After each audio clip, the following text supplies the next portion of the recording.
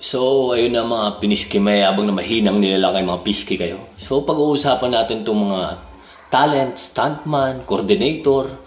Alam mo, nakaka-bad trip lang talaga, di ba? Sabi nga nila, bakit hindi daw ako nagsushooting sa Manila na? Sabi ko, siyempre, ayokong baka ako yung toxic. Pero kung tutusin, maraming toxic sa industriya talaga. Especially sa mga kasamahan, stuntman. Eto pang pinaka-especially, yung mga coordinator, stunt coordinator, fight director, alam mo yun, yung mga contact na ganyan. Alam mo yung nakaka-bad trip minsan. Alam mo yung, ang hirap-hirap ng ensayo ng grupo nyo.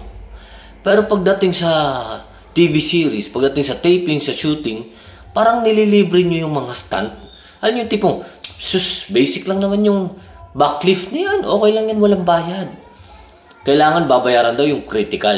Yung parang gusto mo nang humiwala yung kaluluwa mo sa katawan mo. Kasi walang basic dun eh, ha? Bibigyan ko kayo ng malupitang sample. Pag gumraduate ka ng IT, pagpasok mo ng trabaho, automatic, minimum rate ka lang. Di ba? Pero habang lumalaon ng panahon, tumataas ang sweldo mo kasi marami ka ng experiences. Alam mo na yung mga iba-ibang problema sa computer. Di ba? Ganon din ho sa mga stuntman. Ha? Ganon din po sa mga stuntman. Pagpasok mo, kunwari, sabihin na natin, 1,000 ka, 1,000 isang araw mo. Pagdating doon sa pelikula, pagdating doon sa palabas, basic lang yung punching, suntukan, jerking, yan, basic yan. Yung babalantra ka ng konti, sige, basic yan. Pero yung titira ka na ng backflip, naku po, hindi ho basic yan. Kasi ho, hindi ho lahat ng stuntman tumatumbling. Hindi ho lahat ng stuntman marunong magmaneho ng motor, marunong mag-drive ng sasakyan. Napakaswerte mo na stuntman ka na nag-i-skid ka, papalipad ka ng kotse, tumatumbling ka, sumisiris ka, nag-high fall ka. Di ba? Lahat ho yan may bayad. Basic tumbling, may additional yan kahit papaano, sana. Eto pa, hindi rin nakakapila ito. Dialogue. Hindi ho lahat ng mga stuntman napakahusay kung mag-dialogue. Kahit yung dialogue, dapat may additional yan. Kasi ang hirap dito sa Pilipinas kasi, kuya, exposure mo na yan eh. May dialogue ka pa. Swerte mo na. Hindi yun eh. Skills mo pa rin yan eh. Kaya nga, di ba, sa ibang bansa, mas mahal yung skilled worker kaysa dun sa kung ano yung natapos mo. Kasi pag skilled ka, kasi yun yung mga taong eksperyensado, yun yung mga tao na hindi nakokontento sa kaalaman lang nila. Gusto nila araw-araw, iba-iba ang kaalaman. Kasi ganun ang tunay na buhay. Diba? Every day is a new learning experience. Ang bawat araw natin, meron tayong iba-ibang experience na nangyayari sa buhay. Ganun din po sa stunt. Sa stunt kasi marami ako nababalitaan sa mga stunt. Ha? Ay, ganyan na lang kuya, regular ka naman eh. Bawi na lang tayo next time. Sa totoo lang, magta 20 years na ako sa industriya. Since 2004, 16 years old ako nag-umpisa. Halos 20 years ko narinig yung bawi tayo next time. Mga anong taon ba? Para at least mapaghandaan ko, 80 na ba ako? Kaya gusto kong mukain to mga piski na mga stunt coordinator. Fight director ba kayo, mga piski kayo?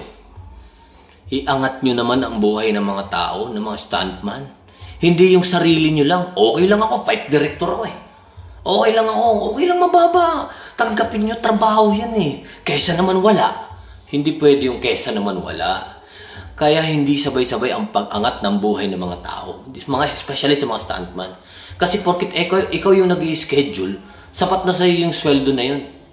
Pero yung tao mo, okay lang yan. Tirahin mo lang, okay lang yan. Okay lang, hindi bang critical yan. Kaysa naman di ka nakunin dito. Di ba? Uuwi yung tao, sila yung may gas-gas. Medyo may ipit-ipit na ugat. Tapos walang additional. Eto lang iisipin mo, pinapakita nyo.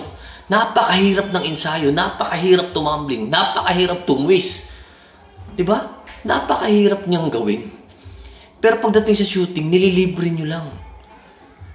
Kaysa naman wala, hindi pwede yun kapatid. Sayang ang ensayo yung napakaganda. Pero yung mga tao mo na binuburaot mo. Yung ibang stunt coordinator dyan, hindi pa yata nagbabayad ng TF sa iba. Hanggang ngayon. Diba?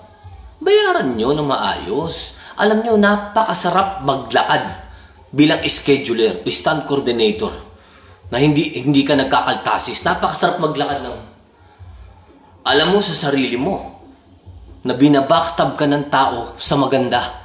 Ay, buti pa yun si Kulang Tutoy, hindi nagbabawas yan. Ganda mag-schedule yan. Talagang yung rate, napakaganda. Maglalakad kang taas, no? Hindi katulad ng maglalakad ka na. Ito yung kinaltasan ko. Diba? Meron pang iba dyan. May iba naman na agency ganito. Kunwari, ako is agency. Ako yung supplier. Kukuha ako ng mga tao, mga stuntman na schedule. Kukuha ako ng isang tao. O ikaw, Kulang Tutoy, ang trabaho mo, 1.5 ang isang araw mo. Sabihin natin 1.5, 1,000. 1,000, 1.5 ang araw mo. Anong trabaho ko, sir? Kukuha ka lang ng mga tao kung ano yung mga kailangan i-schedule natin. Sumisahod na siya. Hindi makukontento yan. Hindi yan kukuha ng mga stuntman, na mga may name. Ang kukunin niyan, yung mga Kulang Tutoy din. Para yung 2-1 maging 1.8 na lang. Yung 1.8 maging 1.5 na lang. Kasi hindi siya nakukontento sa sahod niya.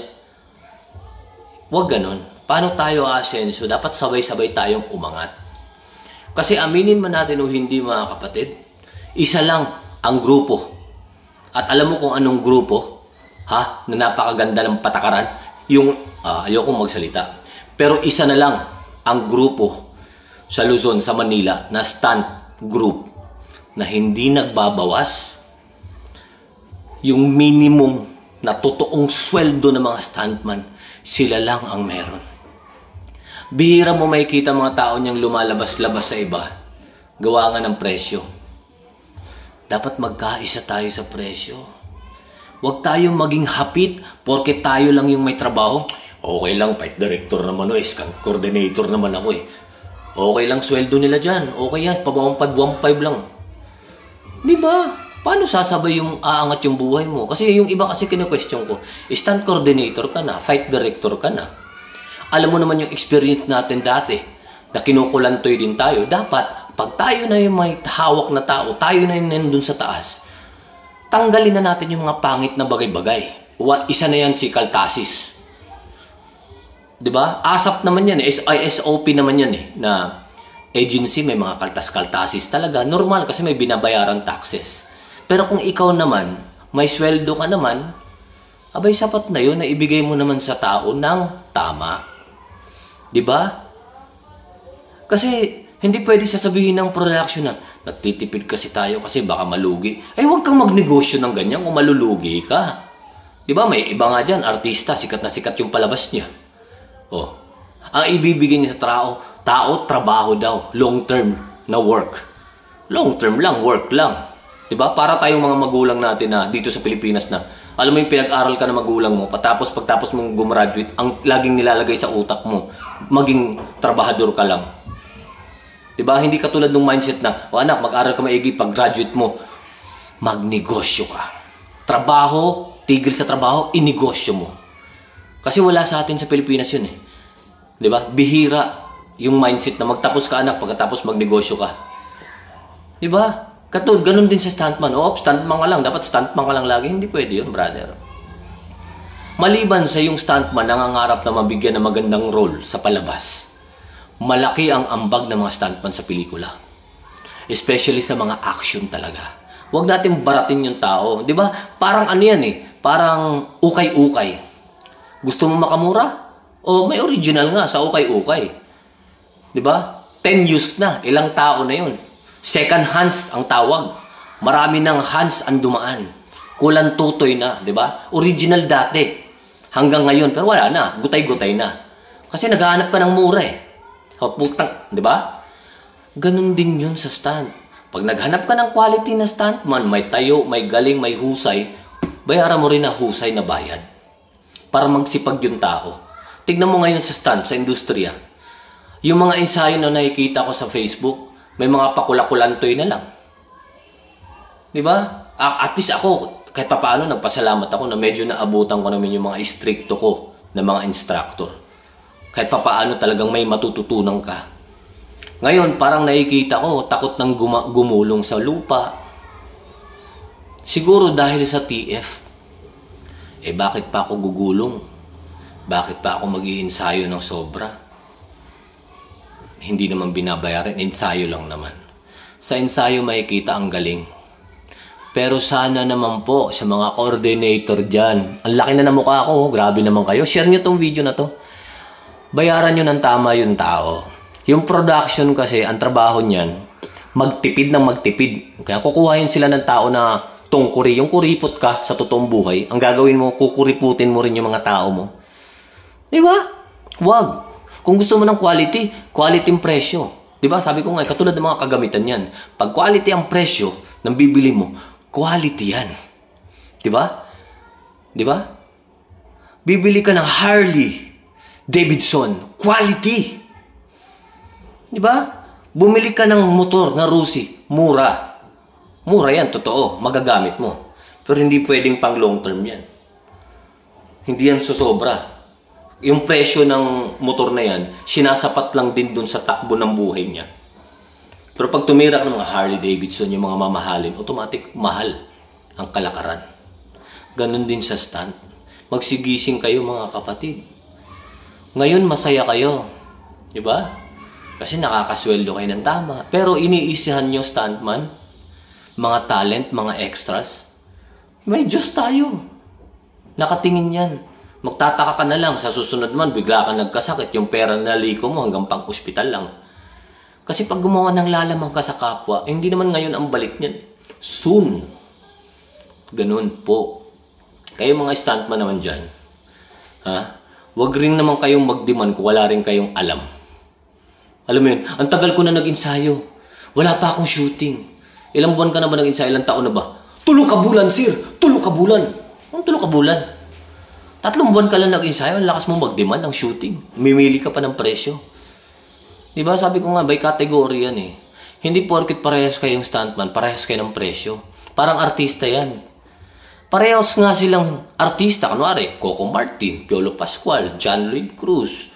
Kung sino pang mga artista dyan, na mga sikat, Daniel Padilla, Enrique Hill, James Reid. Parehas silang artista. Pero hindi sila parehas ng presyo. Ganun din po sa stunt.